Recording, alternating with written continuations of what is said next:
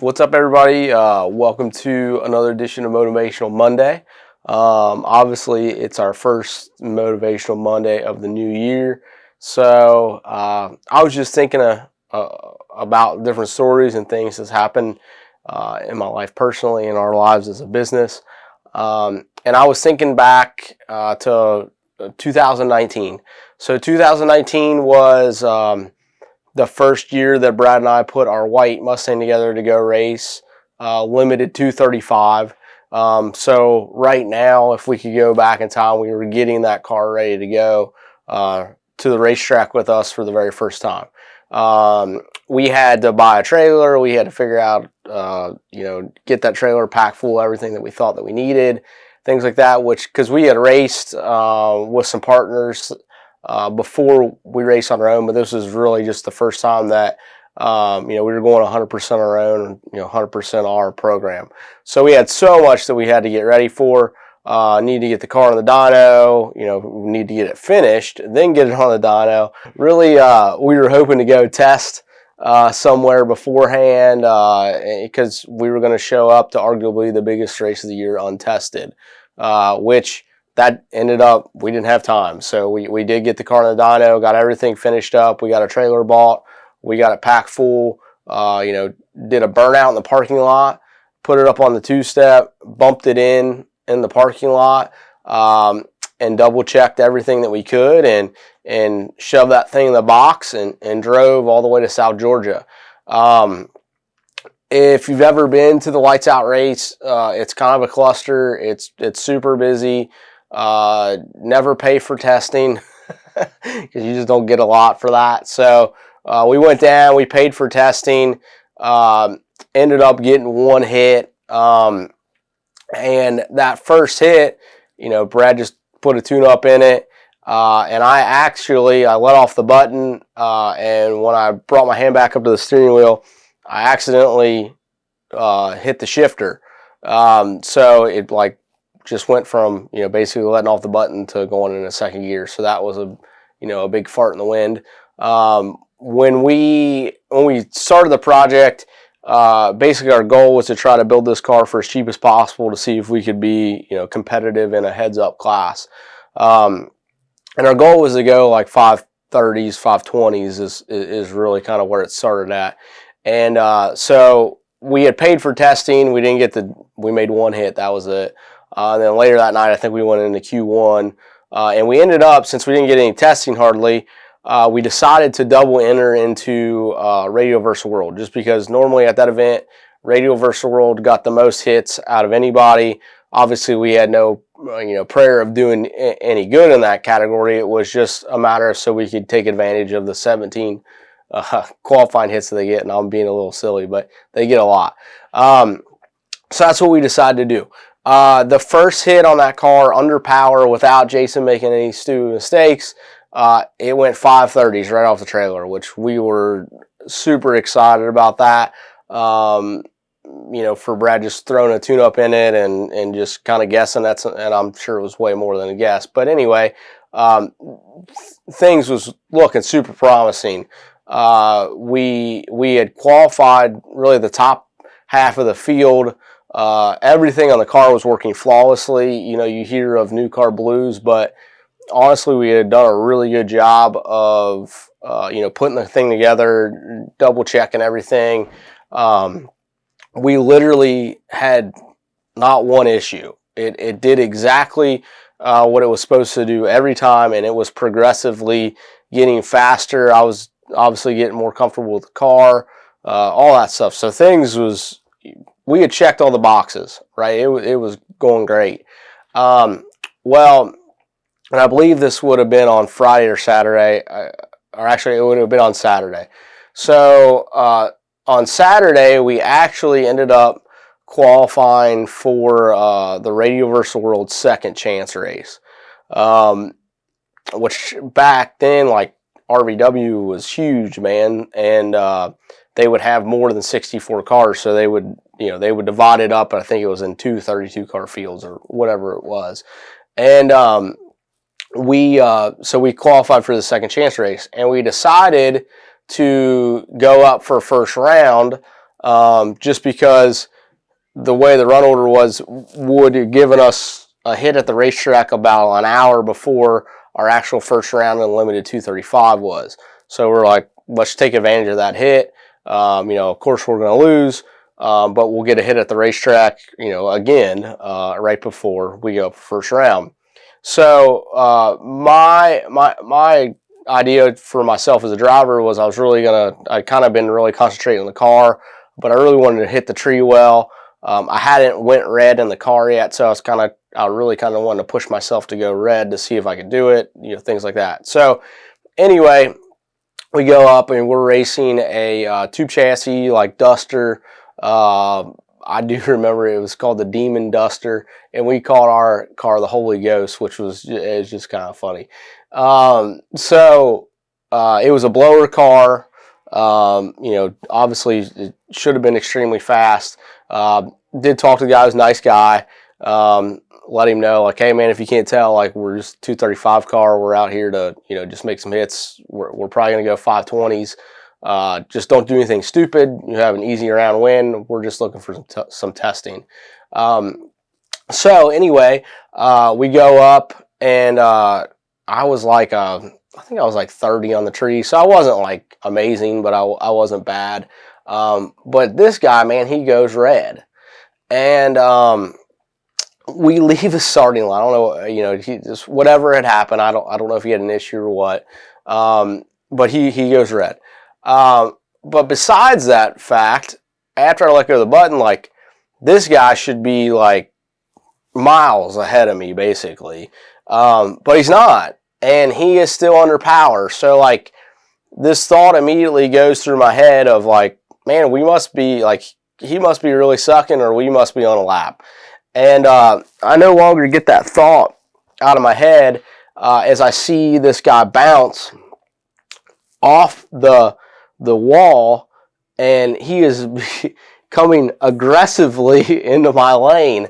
And man, thank God for like motocross and my life experience, because like I feel like it gave me even though I hadn't really been in that car much, and I really hadn't drag raced a whole lot, it gave me a real sense of awareness of what's going on around me. And so that happened, and I got on the brakes, probably got them on them a little harder than I really wanted to or should have. And then I felt this car kind of step out, and I did throw the parachute at that point, but it really wasn't doing anything. But thank God I did get on the brakes, because he literally crossed about 10 foot in front of me from the starting line, the live feed. It literally looked like he hit me. So basically, I kind of did this number as he was coming here, and we looked like we were drifting into, a corner, like how the drift guys do when they're like, when they're doing it together. That's what we look like. So I ended up nosing the car on the wall, and I think Ricky, he'll play the clip from the starting line, and it looked really bad from the starting line. It really did. So we get down there. Or, I'm sorry, I jump out of the car because I know my wife's watching on live feed. I didn't really hit the wall that hard. It wasn't bad. Brad and my dad and everybody get down there. And of course they know I'm okay. I'm out of the car. But I can see Brad kind of standing there looking at this car that we just, kind of put everything into. And we did everything that we were supposed to do. The car was working awesome. We were, it was doing everything that we were asking it to do. It was performing well. Everything was great. But really, due to a circumstance beyond our control, we just tore this thing up. For most people, they might look at it as totaled. But I could see Brad looking at it, and his wheels were spinning. And I asked him a question. I said, man, can we fix it? And I'm not saying in general, we knew we could fix it in general. My question, and he knew exactly what I meant, was, can we fix it before first round? And first round was in like an hour. And he said yes. So we get the still drives pretty much. It's a little crooked. So we hook it up to the golf cart. We push it back to the pits. We get back to the pits, and there's literally like 20 people that are waiting for us. And the thrash that came from that was one of literally epic proportions. They sat me down, gave me a water, and kind of kicked me out of the way. The one thing that Cheeseburger did do, which Cheese is so good at saying the right things at the right time. I was still, as a driver, I'm still mad at myself. I was still mad at myself in that circumstance. I thought I could have done a better job. I should have done a better job. And he was very clear. He's like, you did not wreck that car. Your circumstance wrecked that car. You did a great job. We got to get you back in that thing right now. He's asking, do you feel fine? I'm like, yeah, man, I got a roll cage around me. Whether it's right or wrong, I feel like I'm invincible, which is wrong. But coming from a dirt bike background, that's kind of what you feel like. And anyway, they start thrashing on this thing, and they're finding, the turbo was broke, so we had to figure out one of them. Shout out to Bart. He ended up letting us borrow one. But anyway, that was broke. That was a pretty big missing piece of the puzzle there. So guys were running around trying to find that. We needed the exact turbo, obviously, because we're class racing. Ended up finding one. Again, shout out to Bart. He had one in his trailer. Checking the alignment, aligning the car back. It needed all tires because it spun around in circles. And people was just fixing stuff. And this kind of leads me to the point. We are starting a new year, and I think it's healthy. And there's some psychological things when you start a new year. It's probably the best time for people to kind of renew their mind and start on a new mindset. And did you know that you can do everything right and still fail? You can do everything right and still fail. You can check every box. You can do it absolutely, as perfect as possible. But due to circumstances that the world gives you, circumstances that are beyond really your control, you can still fail. And you can still have things come your way. Now, when that happens, you absolutely have a decision that you have to make. For us, there was a moment in time when I was spinning in circles, and I'm like, man, this thing's tore up. But I can remember that time of when I opened the door and I walked around the front of the car before anybody got to me. There was a real thing that happened there. I looked at the front of that race car with hope. And that may sound really silly. But I looked at it, and in my mind, I'm like, man, it's not that bad. I could have walked around the front of the car, seen the very same thing that I was already looking at, and was like, this thing is totaled. It is tore up. There's no way that we'll fix it. Honestly, probably both appropriate responses. But the way that we choose to live our lives, and the way that I would encourage people to live, is to look at it as, man, it's not that bad. We can probably tell a story from this. That's how we chose to look at it. And then the other thing is we were, all the senses of that, are surrounded by people that will not let us quit. So we already had hope built in, right? We already were like, we can fix this. I thought that. Brad thought that. The people on the golf cart with us thought that. And we rolled back into our pit area, and we had a team of people that already thought that it could be fixed. Well, then there started to be roadblocks. But because of the momentum that we had already built, the momentum that the team of people already had, those roadblocks were nothing. We plowed right through them, and yes, there was a little luck on our side by being able to find this turbo, but, when we left the pit area, and it was Nick Bacallis that left the pit area, and he ended up finding that turbo. But we had so much momentum that he had no choice but to find that turbo. I hope that makes sense. So when opposition in your life happens and circumstances beyond your control happen, even, like I said, even if you did everything perfect, you still have that choice to plow through that or not.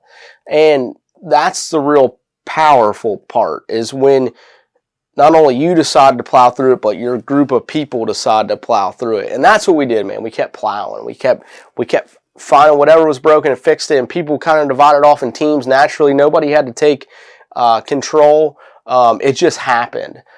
And a little over an hour later, we were rolling that thing back up to the starting line.